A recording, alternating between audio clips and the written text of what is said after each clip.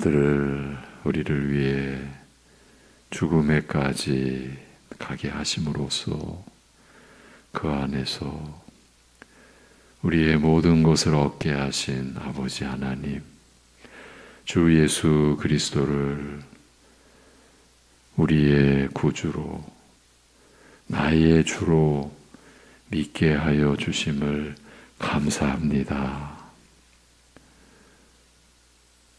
메시아로 오신 예수 그리스도께서 우리의 모든 죄를 담당하시고 그 죄의 값을 치러주신 은혜를 붙들고 살게 하여 주셔서 감사합니다.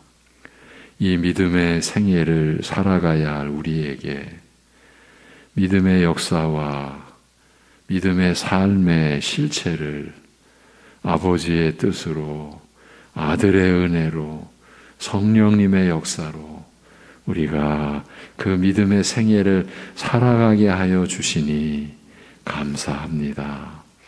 이 말씀대로 어떠한 상황에서도 우리의 믿음의 시작이시며 근원이시며 온전케 하시는 이 주 예수 그리스도만을 바라보는 시선을 한순간도 그리스도에게서 떼지 않는 믿음의 생애 되게 우리 붙들어 주시옵소서. 예수님의 이름으로 기도합니다. 아멘. 히브리서 12장 14절에서 17절 이 말씀으로 이 한 주간의 말씀을 마무리하겠습니다. 12장 히브리서 14절에서 17절입니다. 히브리서 12장 14절에서 17절 같이 보십니다. 다 같이 모든 사람과 더불어 화평함과 거룩함을 따르라. 이것이 없이는 아무도 주를 보지 못하리라. 너희는 하나님의 은혜에 이르지 못하는 자가 없도록 하고 또 쓴 뿌리가 나서 괴롭게 하여 많은 사람이 이로 말미암아 더럽게 되지 않게 하며 음행하는 자와 혹 한 그릇 음식을 위하여 장자의 명분을 판 에서와 같이 망령된 자가 없도록 살피라. 너희가 아는 바와 같이 그가 그 후에 축복을 이어받으려고 눈물을 흘리며 구하되 버림바가 되어 회개할 기회를 얻지 못하였느니라. 아멘. 신년 새벽 기도회로 이 한 주간 믿음의 생애라는 제목으로 이 히브리서 12장 1절부터 오늘 본문인 17절까지를 우리가 보게 되었습니다. 믿음으로 사는 우리의 생애에 대한 하나님의 말씀의 가르침을 다시 보고자, 그래서 우리의 삶을 살펴보고자 한 것입니다. 다시 들어보십시오. 모든 사람과 더불어 화평을 추구하며 또한 거룩함을 추구하라. 이것을 떠나서는 주를 보지 못하리라. 혹시 하나님의 은혜에 이르지 못하는 자가 없도록 늘 살필 것이며 쓴 뿌리가 돋아나서 탈을 일으키고 그로 인해 많은 사람들이 오염되지 않도록 하라. 음행이나 새 속에 젖어 에서와 같이 되지 않도록 하라. 그는 음식 한 그릇에 자신의 장자권을 팔았느니라. 너희가 아는 대로 그가 나중에 그 축복을 상속받기를 원하였으나 거부당하였으며 비록 눈물을 흘리며 축복을 구하였으나 회개할 기회를 얻지 못하였느니라고 되어 있습니다. 신자가 이 땅에서 믿음으로 살아가는 삶이 은혜로 시작한 다음 시종일관 한치의 어긋남 없이 온전한 모습으로 평생 살아가는 것이 아니라 미숙한 모습에서 자라 점점 온전하게 변화되어 가는지라. 이 과정에서 우리의 미숙함과 실수와 잘못이 자연히 드러나게 되며, 따라서 이런 잘못을 바로잡고 미숙함에서 벗어나 성숙함에 이르게 하는 일이 반드시 필요하다고 하였습니다. 어느 누구도 예외가 될 수 없는 거죠. 믿음의 생애의 실상이죠.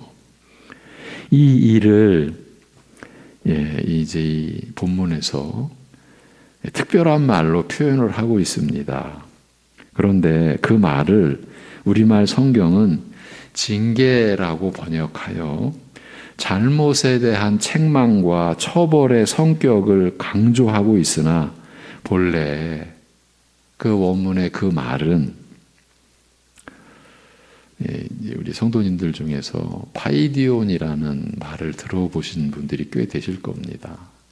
이제 같은 어근이 같은 말인데 이제 파이데이아라는 말이 쓰였거든요. 근데 이 말이 본래 아이를 기르다는 뜻이며, 훈련, 단련, 잘못을 바로잡는 교정, 성숙을 위한 연단 등 이렇게 긍정적인 뜻이 두드러지는 만큼 실제로 교육이라는 말과 크게 다르지 않습니다.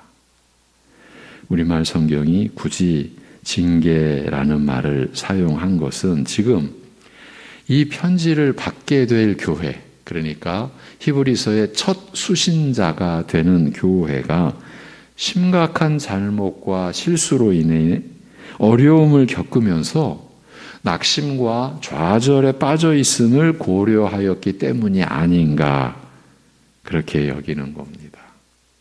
그 교회의 그 실상을 고려해서 우리말로는 굳이 징계라는 말을 선택한 것 같다, 이렇게 보는 겁니다. 히브리서가 징계의 유익함에 대하여 애써 상기시키고 강조한 것은 저희의 잘못과 실수로 인해 겪게 된 여러 가지 어렵고 힘든 일로 실의와 좌절에 빠져 있으나 교회로 하여금 고통스러운 징계를 겪게 하시는 하나님의 의도가 선하고 유익한 것임을 일깨워 저희를 격려하고 일으켜 세우고자 하기 때문이라고 할 수 있습니다. 오늘날도 교회는 하나님의 말씀으로, 그 교회 자체가 그럴 수도 있고 교회 중 교인들의 실의와 그 좌절에 빠져 있는 상태를 돌보고 격려하고 일으켜 세우는 이 직무를 감당해야 되는 거죠. 특히 너희는 아들에게 타이르듯 권면하신 말씀을 아주 잊어버렸도다. 이제 그러니까 실의와 좌절에 빠져 있게 된 거죠. 그렇게 아주 잊어버렸도다라는 그렇게 강조하고 그렇게 자극적인 표현을 사용한 것은 징계에 담긴 하나님의 사랑, 부성적 사랑을 일깨우고자 하는 의도를 잘 드러내고 있다고 볼 수 있습니다. 이제 오늘 본문 14절, 모든 사랑과 더불어 화평을 추구하며 또한 거룩함을 추구하라. 이것을 떠나서는, 이제 이것은 단수로 쓰였습니다. 그러니까 앞에 화평함과 뒤에 거룩함 가운데서 거룩함과 직결되는 이제 이것이라고 볼 수 있습니다. 이것을 떠나서는 주를 보지 못하리라. 징계에 담긴 하나님의 사랑과 선한 의도, 그 고귀한 목적과 아름다운 열매에 대하여 알린 다음 앞에 10절, 11절에서 이 14절에서 화평과 거룩함을 추구하라고 오늘 말씀은 권합니다. 징계의 목적에 대하여 알리되 영의 아버지, 영들의 아버지께서는 유익하게 하사 그의 거룩하심에 참여하게 하고자 하시느니라고 하신 말씀을 떠올리게 하며 이를 통하여 연단을 받은 자들에게 의의 평강한 열매를 맺느니라고 한 말씀과 연결된다고 할 수 있습니다. 그러니까 징계, 훈련, 그 교육의 내용, 유익에 대하여 앞에서 기술했지 않습니까? 그 말씀을 받아서 그 말씀과 연결되어 오늘 본문 14절 이하가 기록된 거죠. 징계라는 것은 한편으로는 잘못과 실수가 연단을 통하여 성숙함에 이르고 잘못을 고침받아 온전함에 이르는 도구로 사용된다라는 점에서 연약한 죄인에게 위로와 격려가 되기도 하나 무엇이요? 징계가.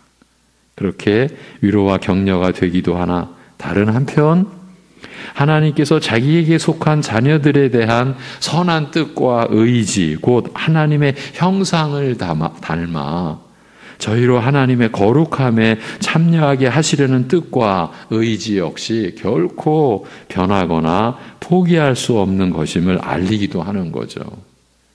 우리가 거룩함을 추구하는 것은 우리를 향하신 결코 변할 수 없는 하나님의 뜻이다. 이걸 또 강조한다라는 의미죠. 모든 사람과 더불어 화평을 추구하며 또한 거룩함을 추구하라고 권하는 말씀은 바로 징계의 고귀한 목적인 거룩함과 징계의 아름다운 열매인 화평을 각각 염두에 둔 것이죠.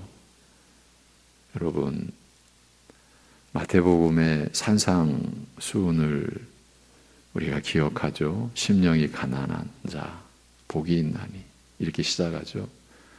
너무 기막힌 말씀입니다. 심령이 가난한 자는 하나님 앞에 내보일 의가 없는, 본래 의롭고 거룩하게 본래 지음받았으나 그 모든 것을 다 상실해버린 오직 하나님 앞에서 죄악뿐인 심판의 저주뿐인 그게 심령이 가난한 자입니다.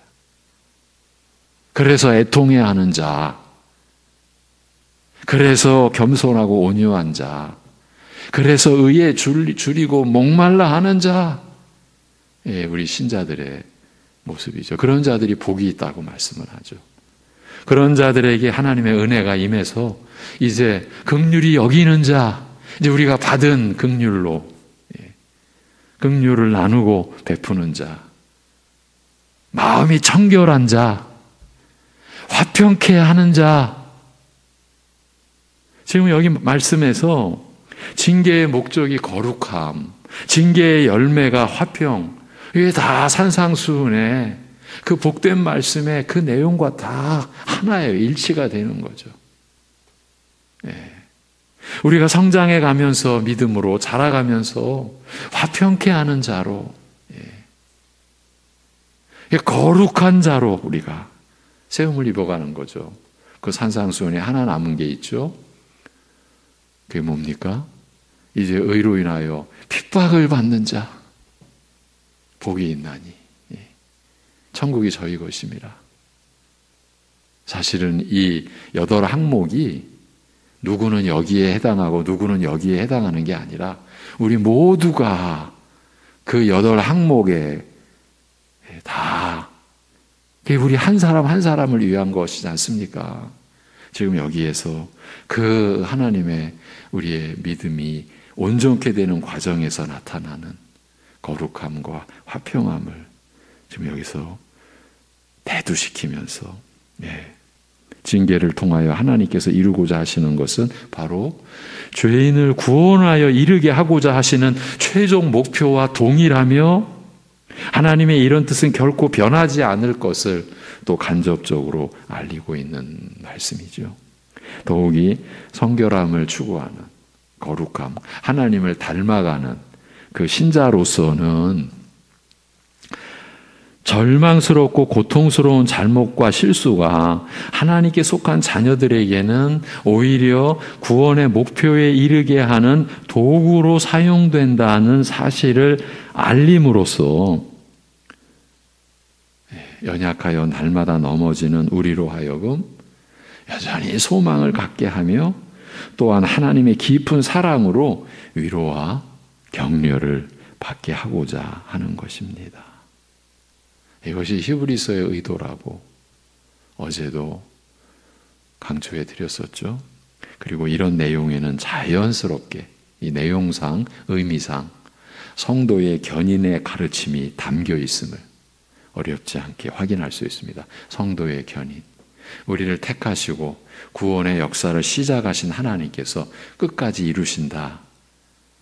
하나님께서 책임지신다. 이런 의미의 장로교회의 위대한 신앙 고백, 교리적 근본이 되는 내용이 성도의 견인입니다. 성도 여러분, 그러나 교회의 현실은요, 성도의 견인도 거부하는 교단들이 있고 교회들이 있습니다. 성도의 견인, 하나님께서 우리의 구원의 모든 것을 최종적으로 주관해 주시고 우리를 이끌어 가신다라고 하는 이 교리, 이 말씀, 이 교리라고 하는 것은 말씀에서 나온 신앙 고백입니다. 교리와 믿음의 내용이 떨어지면은 우리는 아무것도 믿는 게 없다라는 말이 됩니다. 믿음만 가지면 되지 교리가 왜 중요하냐라고 말하는 것은요, 우리의 신앙을 파괴하고자 하는 사단의 회에 속한 자들의 술수입니다. 우리가 신앙 고백하지 않습니까? 매일 사도신경으로. 그게 교리입니다. 이 성도의 견인의 교리가 거부되어집니다. 거부되어지는 그런 교회 속에 속한 사람들은 그럼 어떻게 합니까? 이제 본인이 책임지는 겁니다. 이렇게 되는 겁니다. 여러분에게 영생의 길이 책임지게 되어 있다. 감당하시겠습니까? 우리가 지금 믿음의 생애에 대한 말씀을 보면서 그 믿음의 생애가 시작된 것, 유지되는 것, 끝까지 갈 수 있는 것, 은혜로운 비밀로 인한 것이다. 은혜로운 비밀로 인한 것이다. 그 비밀이 뭐냐? 우리의 믿음의 근원이시고 온전케 하시는 이인 예수 그리스도를 바라보는 것에 있다. 우리가 이 한 주간 나눈 이 히브리서 12장의 말씀으로 나눈 내용이지 않습니까?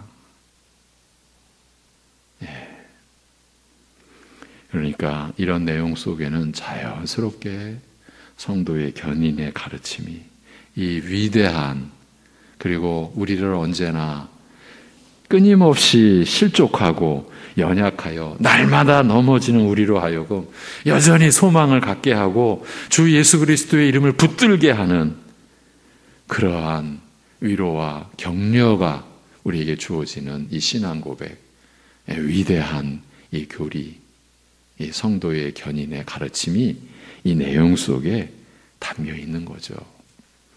이제 마지막 세 구절, 혹시 하나님의 은혜에 이르지 못하는 자가 없도록 늘 살필 것이며 쓴뿌리가 돋아나서 탈을 일으키고 그로 인해 많은 사람들이 오염되지 않도록 하라. 이게 지금 교회 안에 얘기를 하는 겁니다.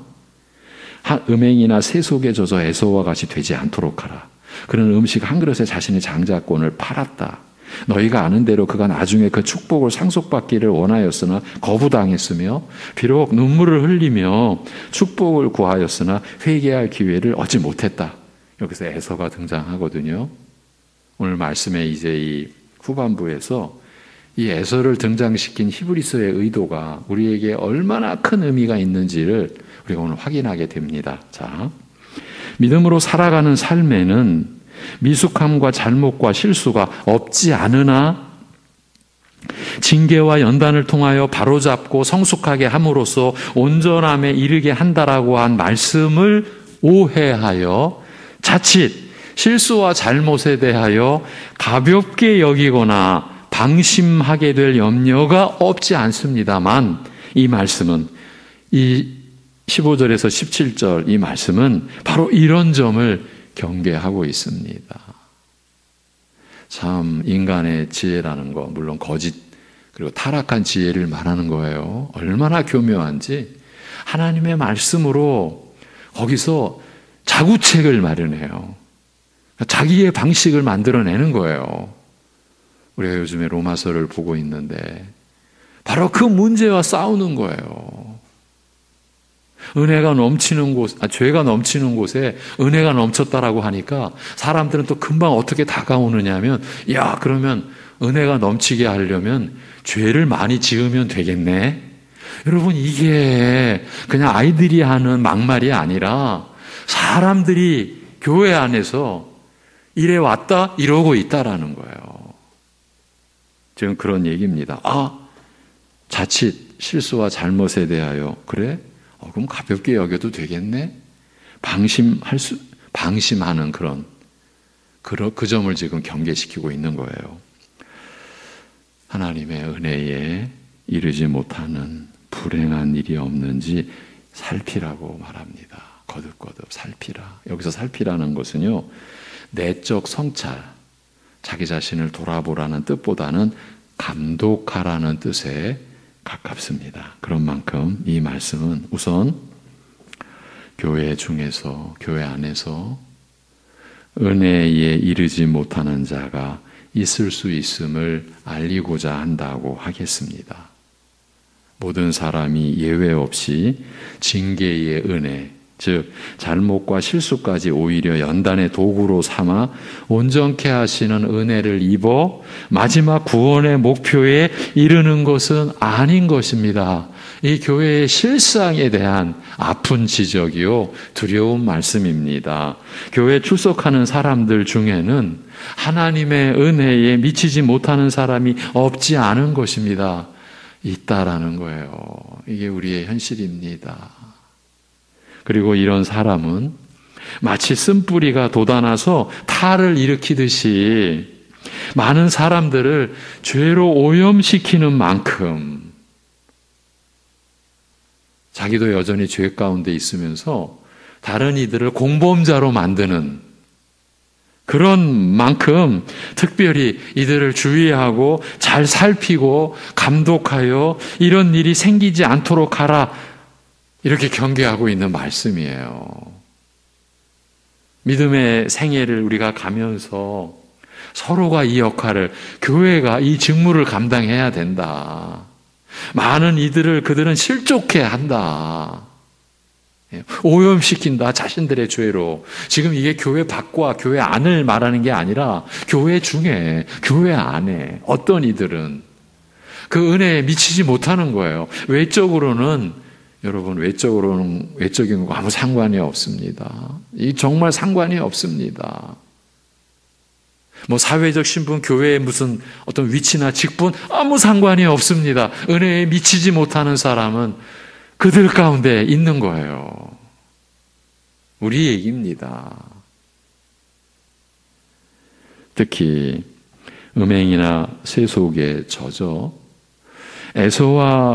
에서같이 되지 않도록 하라고 경계하고 있습니다. 음행은 부끄럽고 악한 욕망을 대표한다고 할 수 있습니다.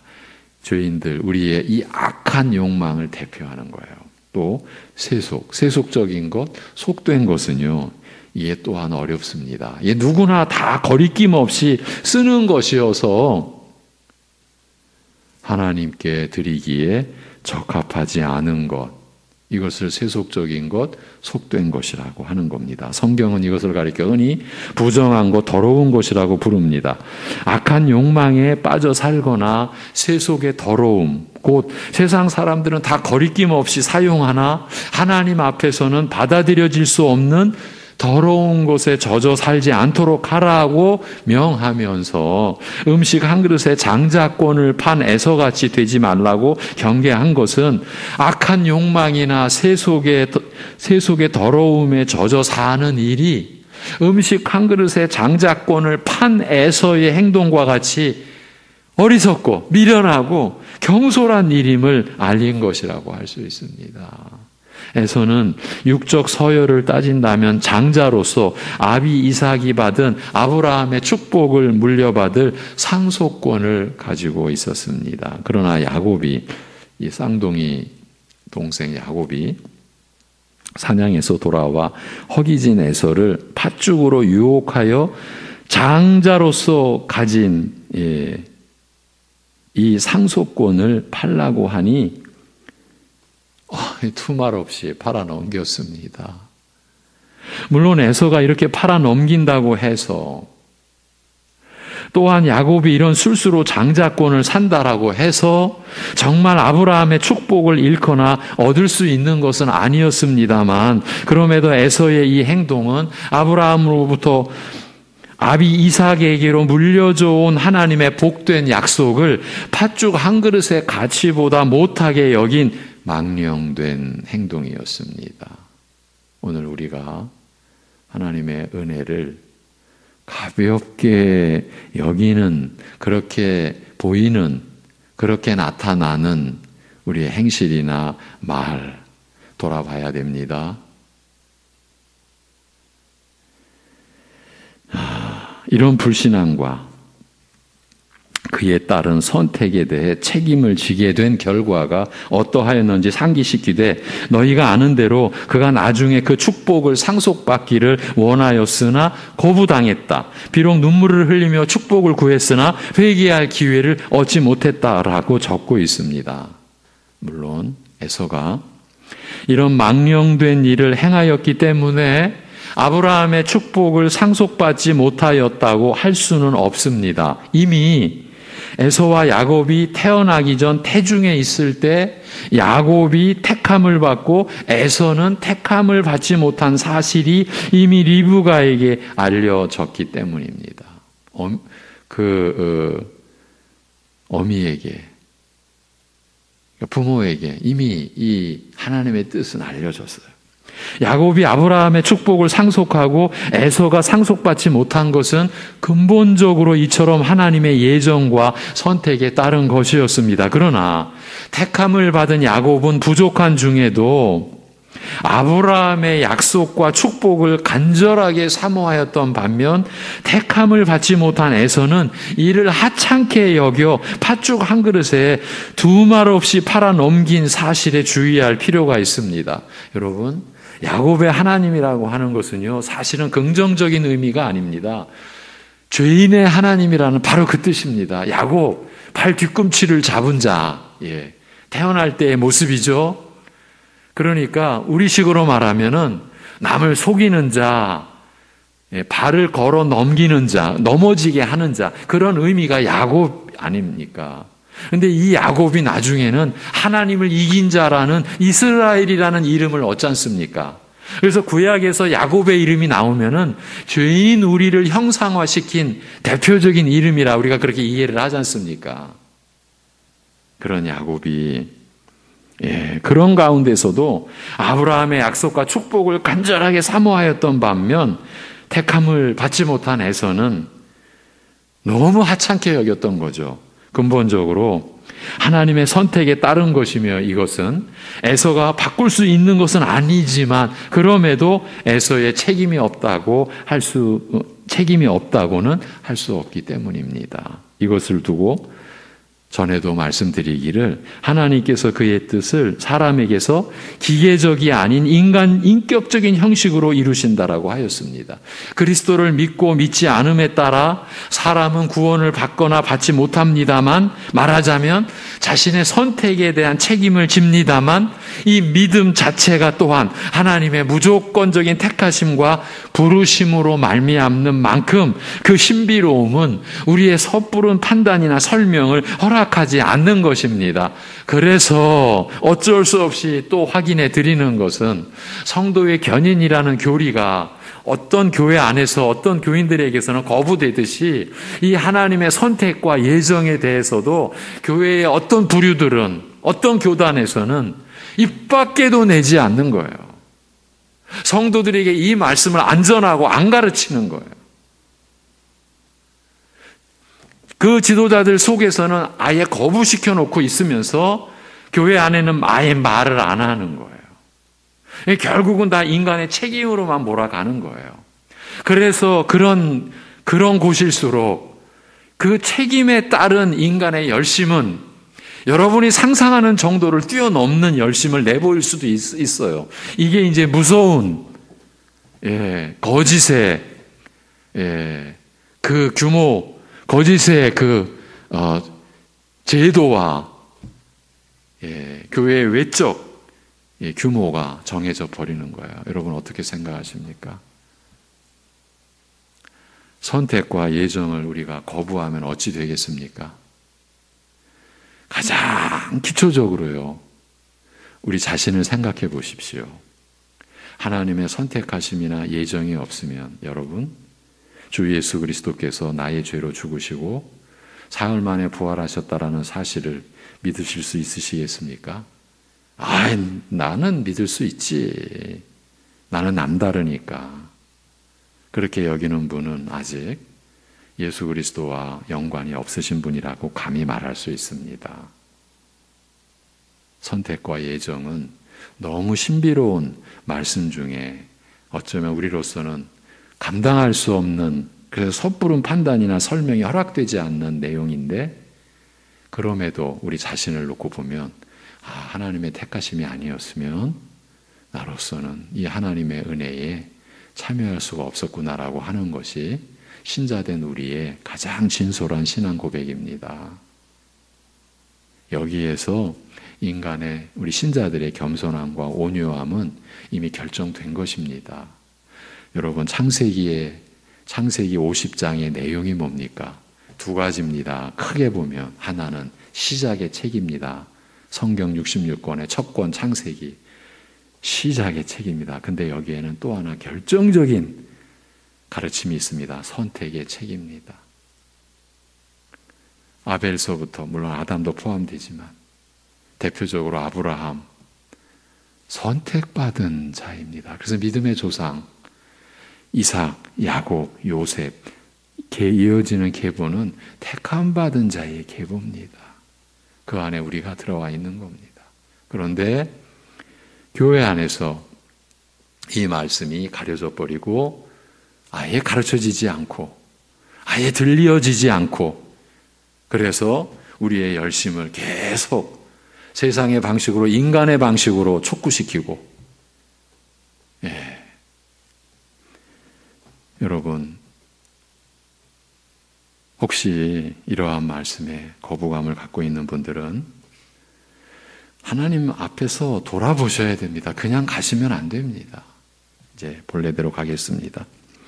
이렇게 은혜에 이르지 못한 자로서 쓴뿌리처럼 온 교회를 괴롭게 하는 자가 생겨날 수 있음을 경계하면서 잘 살피라고 한 말씀이나, 에서를 예로 들어 경고하되 너희가 아는 대로 그가 나중에 그 축복 상속받기를 원했으나 거부당했고 비록 눈물을 흘리고 축복을 구했으나 회개할 기회를 얻지 못했다라고 한 이 말씀은요, 징계에 관한 가르침으로 애써 위로와 용기를 얻는 우리로 하여금 또다시 불안과 근심에 쌓이게 합니다. 신자에게도 잘못과 실수가 있을 수 있으나 우리를 징계하여 바로 잡으시는 하나님의 사랑으로 말미암아 그 거룩하심에 참여케 하시는 목표에 이르게 되리라는 그 밝은 희망, 그 밝은 소망이 영영 회개할 기회를 얻지 못할 수도 있다는 이 어두운 가능성으로 인한 불안으로도 흔들리거나 희미해지기 때문입니다. 그 소망이. 그러나 은혜에 이르지 못한 자, 그리하여 회개할 기회를 얻지 못하고 영영 구원의 축복을 상실한 자의 실례로 에서를 언급한 히브리서의 의도에 주목할 필요가 있습니다. 그래서 서두에 에서를 제시한 히브리서의 의도를 우리가 주목해야 된다라고 말씀을 드렸던 거예요. 왜냐하면 이와 같이 은혜에 이르지 못하고 쓴뿌리처럼 온 교회를 괴롭게 하다가 영영 믿음에서 떠나게 될 그런 인물은, 그런 사람은 에서처럼 본래 하나님의 택감을 받지 못한 자라는 사실을 은연중 알리고 있기 때문입니다. 히브리서가 에서를 실례로 든 의도가 이것 때문입니다. 그는 본래 택감을 받지 못하였기 때문에 이런 모습과 결과를 보이게 되었음을 알리고자 하는 것입니다. 말하자면 신자의 구원은 순간순간 우리의 행동에 의해 뒤집힐 수 있는 그런 불안한 것이 아니라, 제가 지난 성탄절 감사 예배 때 한 가지 강조해 드렸죠. 우리의 믿음이 어느 날 갑자기 생겼다가 또 그렇게 생긴 것처럼 어느 날 또 갑자기 쓰러져 버릴 수 있는 그런 믿음이 아니다. 창초부터의 역사적 배경을 가지고 있고 앞으로 하나님이 새하늘과 새 땅을 이루실 그때까지 이어질 하나님의 역사 속에 우리 같은 이름 없는 한 성도의 믿음이 그 역사 속에 담겨 있다. 이렇게도 말할 수 있다. 그 하나님 나라의 역사가 여러분 한 분 한 분 안에 들어와 있다. 이렇게까지도 우리는 담대한 믿음을 가질 수 있다. 이렇게 말씀을 드렸죠. 그 내용입니다. 우리의 구원은 순간순간 우리의 행동에 의해 뒤집힐 수 있는 그런 불안한 것이 아니라 근본적으로 하나님의 선택에 뿌리를 두고 있어 흔들림이 없음을, 참으로 견고하고 안전함을 알리고자 하는 것이에요. 그래서 에서를 택한 거예요. 하나님께서는 택하신 자들의 미숙하고 잘못과 실수가 많은 모습을 징계와 연단을 통하여 그가 기뻐하시는 모습으로 평생 동안 빚어가시며 결국 그 거룩함에 참여하게 하시는 것이에요. 여러분의 생애 동안 일어나는 일이에요. 믿는 것처럼 보였으나 결국 믿음을 버리고 떠나는 사람은 하나님의 진실한 사랑이 변하였거나 모자라서가 아니라 그는 본래 선택받지 못한 사람이었기 때문에 결과가 이런 모양으로 나타난 것뿐입니다. 믿는 자는 비록 하루하루 하나님 앞에서 하나님의 뜻을 따라 사는 일에서 긴장과 조심스러움을 잃지 않으며, 우리의 얘기입니다. 우리가 선택받은 자라 믿는 우리에 대한 얘기입니다. 하루하루 긴장과 조심스러움을 잃지 않으며 연약함과 잘못으로 인해 스스로 탄식하며 슬퍼하는 일을 평생 계속하면서 살아가지만, 그렇지 않습니까? 우리의 평강이라고 하는 것도 신비한 겁니다. 이런 실상 속에서의 하나님이 베푸시는 안식과 평강을 우리가 누리는 것 아닙니까? 그래서 이게 우리가 막 나눠줄 수 있는 게 아닙니다. 그렇지만 그렇게 평생 살아가지만 하나님께서 택하시고 우리를 부르신 그 부르심에는 후회하심이 없으며, 무엇보다 나의 구원이 내가 행한 것에 근거를 두지 않고 오직 나를 위해 죽으신 그리스도의 은혜에 두고 있다. 근거가 그 은혜에 있다는 이 사실에서 위로를 받으며 충분히 안심할 수 있는 것입니다. 여러분, 이것이 신자의 중심이고 우리의 믿음의 생애를 이루는 근본인 거예요. 내가 주를 믿고 의지하는, 그렇죠? 여러분 각자가 주를 믿고 의지하는 그 믿음에서 주께서 나를 택하시고 부르신 것을 확인하지 않습니까? 그래서 히브리서 11장 그 믿음의 인물의 역사의 시작이 믿음은 바라는 것들의 실상이요 그 다음에 결정적으로 보이지 않는 것들의 증거라. 내가 주를 믿고 의지하는, 십자가의 예수 그리스도가 나의 구주요 주요, 그 부활하심이 나의 의를 이루신 그것을 믿는 그 믿음에서, 그래서 내가 주님을 의지하는 그 믿음에서 주께서 나를 택하시고 부르신 것을 확인하며 주의 택하심이 불변이시니 나의 구원이 든든한 줄 확신하는 것입니다. 날마다 슬퍼하기도 하고 날마다 실패와 넘어지는 가운데서 탄식하기도 하고 긴장하고 조심스럽게 하나님의 뜻을 우리가 구하는 평생 계속될 하루하루의 이런 삶 속에서도 우리는 이런 확신을 가지고 또 나의 구원이 든든한 줄 알고 안심하고, 그래서 하나님의 뜻을 또 구하고 때로는 넘어진 가운데서도 하나님의 은혜를 담대하게 구하고 날마다 긍휼하심을 잊고 때를 따라 돕는 은혜를 우리가 구하기 위하여 은혜의 보좌 앞에 날마다 우리가 나아가는 거죠. 그렇지 않습니까? 이러한 믿음의 생애를 한 주간 그 진실과 실체를 다시 배우고 확인할 수 있어서 감사했습니다. 이 믿음의 삶과 그 역사는 육신의 생명이 다하는 그 날까지 이어지는 거죠. 육신의 호흡이 있는 동안 끝나지 않는 거죠. 나는 이만큼 왔으니까 쉴까요? 그런 법이 없는 거죠. 그러기에 우리로서는 믿음의 근원이요 온전케 하시는 예수님만을 바라보고 의지하지 않을 수가 없는 거죠. 이 자체 또한 감사한 거죠. 어떤 상황에서도 실수와 잘못을 범한 처지에서도 주님께서 나를 세우사 하나님의 거룩하심에 참여케 하시고 의의 평강을 인생의 열매로 맺게 하실 터이니까요. 이것이 우리의 믿음의 내용인 거죠.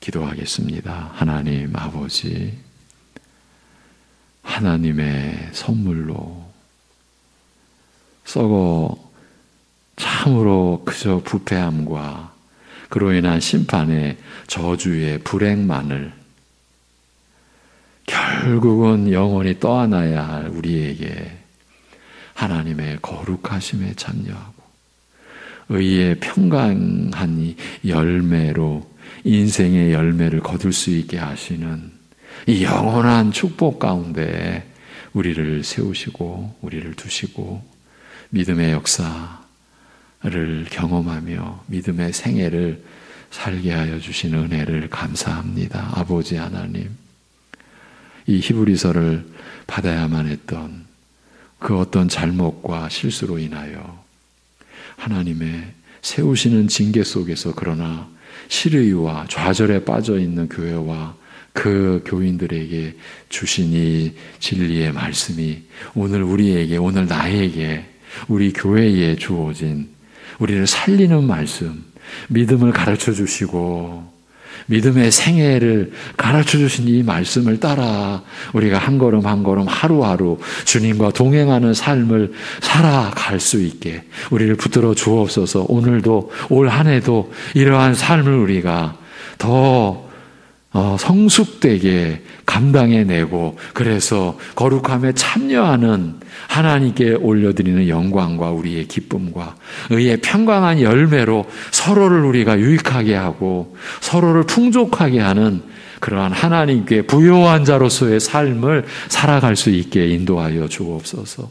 그 안에 여러 가지 시험과 고통과 환난을 우리가 겪을 때에 그러한 가운데 더욱 우리의 믿음을 시작해 하시고 온전케 하시는 예수 그리스도만을, 은혜로운 비밀의 실체이신 주 예수 그리스도만을 우리가 의지하는 한 해 되게, 우리 온 성도들의 생애 되게 하여 주옵소서. 오늘도 우리 가족 가운데 5시간 이상의 수술을 받아야 하는 가족이 있습니다. 아버지 하나님, 우리 김광석 집사 붙들어 주시고 하나님께서 그 영혼, 그 심령, 이제 그 수술을 준비하는 이 새벽 시간 두려움을 주님 앞에 다 내려놓고 생명의 주인 되신 택한 자의 영원한 생명을 주관하시는 하나님께 육신의 모든 처지도 다 내어 맡기고 주님의 인도하심에 자신을 내어 맡김으로 그 어려운 과정을 감당할 수 있도록 붙잡아 주시옵소서. 모든 것을 주님께 의탁하옵고 주 예수 그리스도의 이름으로 기도하옵나이다. 아멘.